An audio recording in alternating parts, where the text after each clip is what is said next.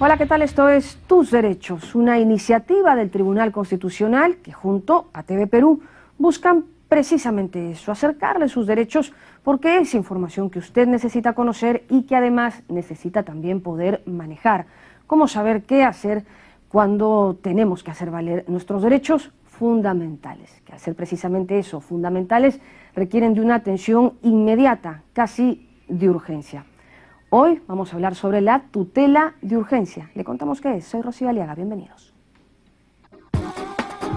Entre todos los derechos reconocidos en la Constitución y la legalidad internacional, mediante convenios y convenciones de las que nuestro país es Estado parte, al haberlo suscrito e incorporado a nuestro sistema jurídico, de todos ellos, de todos esos derechos, existe un grupo denominado derechos fundamentales. Y se los llama o denomina así, pues están referidos a lo esencial, a lo principal, a lo inherente a la persona y la dignidad humana. En ese sentido están comprendidos al inicio de nuestra Constitución Política del Perú, que los estima como fin supremo de la sociedad y el Estado, reconociendo, por ejemplo, en su capítulo 1, a el derecho a la vida y a una identidad, a la igualdad ante la ley, a la libertad de conciencia y de religión, a la libertad de información, opinión y expresión, entre otros, que al ser considerados fundamentales, de ser vulnerados, demandan de una atención preferente, de una atención inmediata, casi urgente. Es justo en este punto que entra el tema al que nos vamos a referir en este programa. Es justo en este punto que se activa la tutela de urgencia, un mecanismo de protección de los derechos fundamentales que todo sistema jurídico comprende o espera comprender para dar atención con carácter de urgente a algún derecho fundamental quebrantado o transgredido, algún derecho que simplemente no puede esperar, como una pensión por alimentos o un reconocimiento de descanso pre- y postnatal. Y para eso se apoyan directamente en procesos de amparo. El problema es que no faltan quienes, pretendiendo aprovechar la celeridad de estos procesos, fuerzan las figuras legales para hacerse pasar por uno, solo consiguiendo con ello sumar al embalse de la carga procesal y al final ni para uno ni para otros. La cola es tan injustamente larga que terminan esperando en ocasiones más que otros procesos referidos a derechos que no requieren tutela de urgencia. El Tribunal Constitucional en ese sentido considera en una de sus respuestas de fondo reforzar las causas que realmente debieran llegar ante esta institución y activar estos mecanismos de protección. Todo esto en ánimo no solo de proteger los temas fundamentales, sino de mejorar el derecho en sí mismo. Ese era el informe que nos ayuda a poner siempre en contexto los temas que vemos en Tus Derechos, pero para ampliar mejor la información, como siempre nos acompaña el doctor Felipe, a quien agradecemos siempre su presencia. Y Felipe, en ese sentido, la tutela de urgencia está estrechísimamente vinculada con los derechos fundamentales, un poco como que ha sido creada para protegerlos. Exactamente, Rocío, buenos días. Mira, los derechos fundamentales son tan inherentes a la persona que no pueden ser sino exigidos y tratados de una manera urgente. Y si es de manera urgente, es de una manera extraordinaria, distinta a los demás casos. Cuando uno, por ejemplo, tiene un problema con el inquilino y quiere retirarlo porque no ha cumplido con el contrato, hay un proceso, pero este proceso tiene plazos más largos. En cambio, cuando estamos hablando, por ejemplo, de mi derecho a la pensión, que es un derecho de naturaleza alimentaria, porque sin la pensión yo no puedo sobrevivir, entonces ahí el derecho ha pensado en un procedimiento mucho más corto, más rápido, urgente, y ese, por ejemplo, es el amparo, que es un poco el rey de los procesos constitucionales existentes, ¿no? ¿Todos los procesos constitucionales van de la mano con las tutelas de urgencia? Sí, todos tienen como característica que se requiere una actuación de urgencia, ¿no? El habeas corpus, el habeas data, la acción de cumplimiento, naturalmente la acción de amparo, la acción popular, que se ve a nivel del Poder Judicial. Todas ellas son importantísimas de atender de inmediato. Y hay un problema en general en el Perú que se está dando y que el Tribunal Constitucional desea solucionar, que es que se está exagerando mucho de estos mecanismos y termina produciendo algo que es totalmente paradójico, que los casos que realmente exigen este trato de urgencia se ven desplazados por el alud de causas que no lo exigen. Causas en las que un poco se busca forzar la figura para que el Tribunal Para que sean atendidos con urgencia cuando no lo debieran. Tal cual.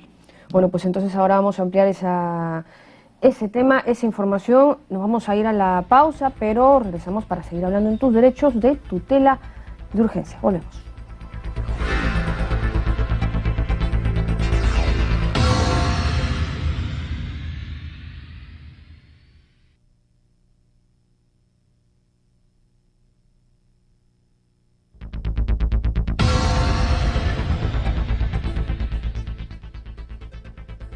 Seguimos con tus derechos y ahora estamos con Wilson Hernández. Él es economista, especialista en temas de investigación y sobre todo en administración de justicia. Bienvenido, Wilson, muchas gracias por venir. Gracias por la invitación. Qué ocurrencia. Vamos a ver a propósito de una sentencia del Tribunal Constitucional referida a cómo se posiciona y busca priorizar los casos que realmente requieren de urgencia, a conversar un poco sobre este panorama de la administración de justicia en el Perú, sobre todo referido a los temas de demora que pueda darse en la emisión de pronunciamientos. Hay un viejo dicho que se repite además muchas veces sobre que justicia que tarda no es justicia. ¿Qué primeras reflexiones te merece esta sensación de que estamos viviendo en un país donde los procedimientos judiciales pues demoran y se hacen esperar? Bueno, en principio es algo que forma parte del imaginario social, ¿no? Las características, si uno pregunta a la gente, si el Poder Judicial es lento, ¿no? En el promedio podríamos decirlo que sí lo es, ¿no? Grosso modo podemos decir que existen 3 millones de casos en el Poder Judicial y cada año ingresa 1 millón nuevo de casos, ¿no? Y eso evidentemente tiene un problema porque la capacidad del Poder Judicial para hacer frente a eso es menor. Esto ha llevado, digamos, y ha sido una política muy común en los últimos 20 años, casi tradicional, que la forma principal para tratar de enfrentar la cantidad de casos que llega, que es una de las varias razones de la demora, sea poner más jueces, poner más órganos jurisdiccionales, ¿no? Más juzgados. Hay un principio bien básico en economía que toda oferta genera demanda. Entonces, si tú pones un juzgado, en poco tiempo se va a congestionar, y eso es lo que dicen las estadísticas, ¿no? En otros países ya había una evolución en este tipo de políticas y además de la creación necesaria de más juzgados, se entiende que el juez y el aparato judicial tiene que gestionar mejor, ¿no? Pero no es que se le dé la responsabilidad directa al juez, tiene que haber todo un sostén de políticas públicas, de herramientas de gestiones que puedan ir trasladándose hasta el juez para que éste tome mejores decisiones, ¿no? Digamos entonces que la solución frecuente a la que hemos echado mano en el país es ante el problema de mayor carga procesal, más personas, más juzgados, ¿no? Más jueces en general. Y eso ha generado que esos juzgados nuevamente tengan una dinámica en la cual se vean enfrentados con una carga procesal altísima. Es como que se reproduzca el problema en vez de solucionarse. Pero hay otra opción que puede ser el rediseño de lo que va a haber esa corte, ¿no? Justamente este programa se basa en una sentencia del Tribunal Constitucional en la cual como que ha repensado sus pasos y ha dicho, oiga, de todo lo que estoy viendo hay muchas de las cosas que no debería haber, y por eso me limito. Esta alternativa del rediseño conceptual o de políticas en una entidad, ¿cuán seguida es en otros ámbitos de la justicia en general? A nivel, digamos, del Poder Judicial es algo que sí se ha visto cuando hemos tenido los nuevos códigos procesales, penal y laboral, por ejemplo. Entonces yo defino reglas internas para ser más eficiente, tener menos papel, acortar plazos, acortar el proceso, ¿no? Eso es uno.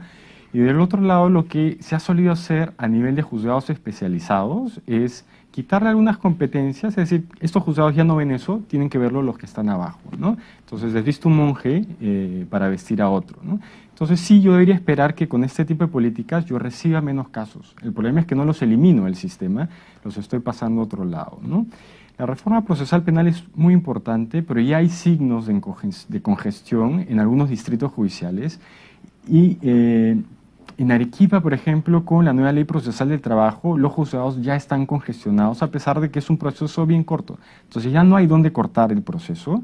Lo que tenemos que mirar y profundizar es cómo hacemos que los jueces tengan herramientas más ágiles de gestión, o cómo hacemos para evitar esa carga de casos que no debería llegar justamente al Poder Judicial, porque son cosas sobre las que ya se ha pronunciado. Entonces, cuando yo entro en contacto con mi abogado por alguna vulneración supuesta de derechos, yo debería tener una información básica para cotejar eso y que, digamos, no me estén haciendo perder dinero sin razón, ¿no? Claro, y ese es un punto muy importante porque está vinculado a la predictibilidad, ¿no? Si yo sé que la causa en la que estoy interesado tiene ya un resultado más o menos esperado, predecible, de ahí el nombre, pues no debería empezar esa tortuosa a veces marcha o tránsito por los canales de administración de justicia, porque ya se espera, se sabe qué resultado se va a tener. ¿Qué resultado se va a tener? Exacto, ¿no?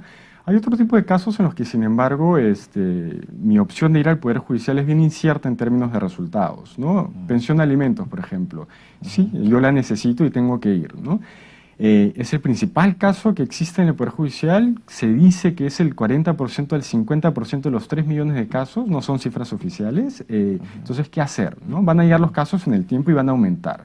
Hay algo que se puede hacer relativamente fácil, por ejemplo, y pensemos en otro ámbito. Las empresas de helado saben que en verano van a vender más, entonces tienen que prepararse desde diciembre para enfrentar la demanda de enero. Claro, es un negocio como estacional, ¿no? Exacto, es el concepto de estacionalidad, ¿no? Pasa exactamente lo mismo en pensión de alimentos, ¿no? Cuando uno analiza las cifras de mes a mes sobre en qué época llegan antes del periodo escolar y llegan un poco antes de fin de año. Entonces, si uno ve estas cifras, dice, entonces yo debería preparar mi aparato judicial para crear, por ejemplo, entre marzo y abril, una cantidad de juzgados temporales, ¿no? Y yo los desactivo 2 meses después. El problema es que los juzgados temporales se convierten en permanentes porque no se tiene esta lógica de cuando hay este tipo de demanda, que significa que yo pueda entrar y salir en un momento determinado, ¿no? Y así como estas formas de ver la justicia, es lo que nosotros necesitamos. Y para esto necesitamos analizar data, tener estudios mucho más profundos, ¿no? Se dice que el Perú es un país sobrediagnosticado, pero la justicia es una excepción bien fuerte, ¿no? Hay algunos diagnósticos, pero tienden a ser relativamente generales y no nos permiten entrar a la problemática específica de una u otra materia judicial, ¿no? Es curioso cómo a partir de este diálogo entre economistas y abogados, ¿no? Poco utilizado, la verdad, se pueden encontrar soluciones que combinen lo mejor de ambas disciplinas, ¿no? Porque en realidad a veces los abogados tenemos la presunción de que nos valemos solos y nos encontramos con herramientas como estas, derivadas básicamente de la estadística, que permitirían que los objetivos que buscamos, que es dar o impartir administración de justicia en el menor tiempo que sea posible, sea realidad. Agradecemos entonces al doctor Wilson Hernández por su participación. Hemos estado en un diálogo en realidad entre la economía y el derecho de cómo hacer más eficiente una labor para la mejor administración de justicia. Volvemos entonces luego de esta pausa.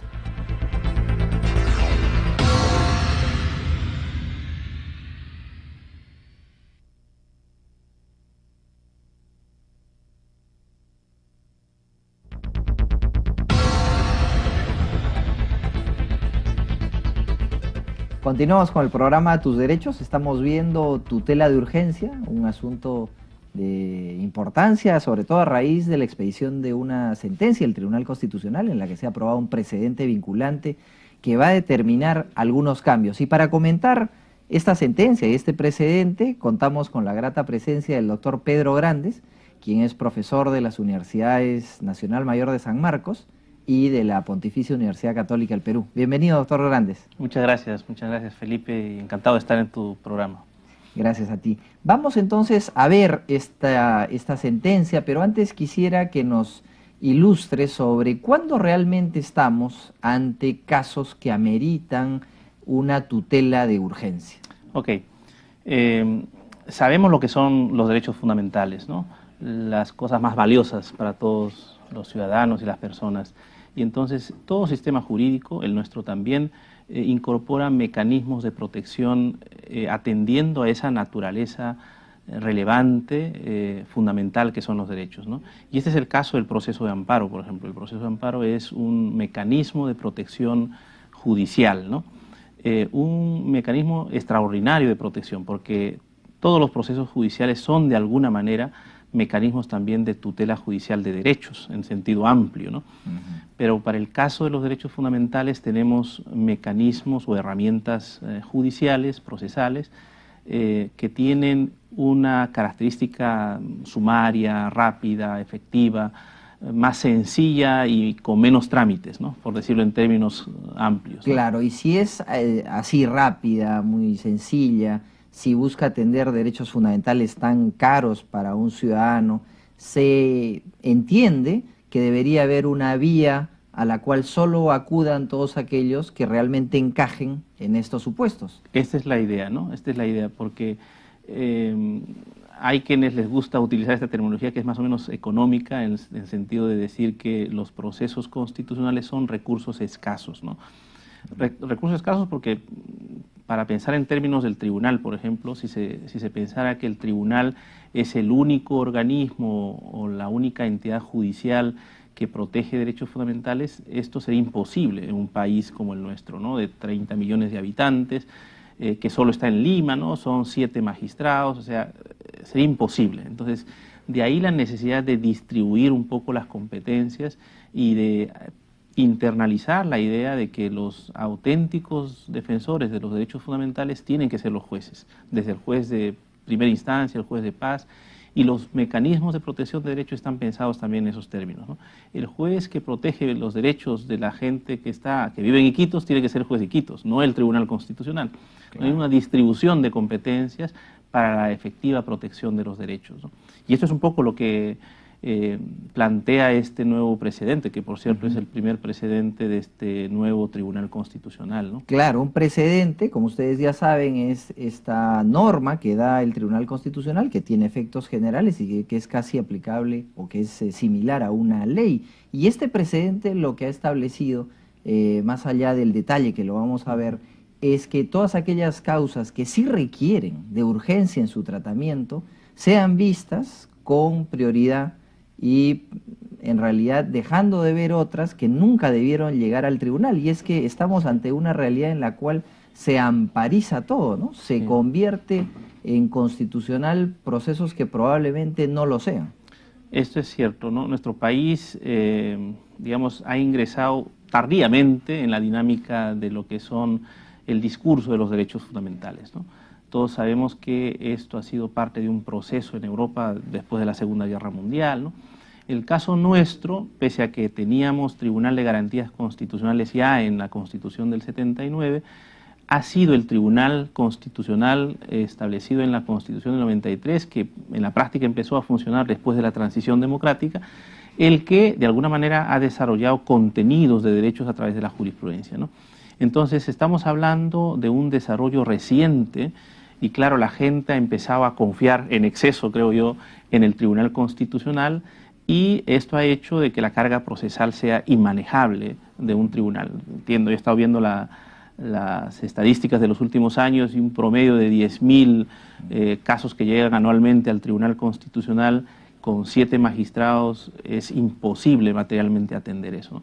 Y yo creo que en esa dirección lo que hace el precedente, en este caso, en el caso Francisca Vázquez Romero, expedido hace unos días por el tribunal, es de alguna manera llamar la atención sobre la necesidad de hacer una gestión eficiente de las competencias del Tribunal Constitucional, ¿no? Es un tema de diseño institucional. ¿Para qué debe, en última instancia, acudirse a un tribunal como el Tribunal Constitucional, que funciona según la Constitución, ¿no?, entre Lima y Arequipa, pero también sabemos que hace audiencias en distintos lugares del país, ¿no? Pronto en Trujillo también. Y este modelo de posicionamiento que usted señala, que también busca reforzar, en todo caso, también la autoridad del tribunal en la medida que va a ver las causas que realmente debieran llegar al Tribunal Constitucional y no todas, va a motivar sin duda una expectativa de la gente por saber ante qué casos o qué casos realmente se van a conocer.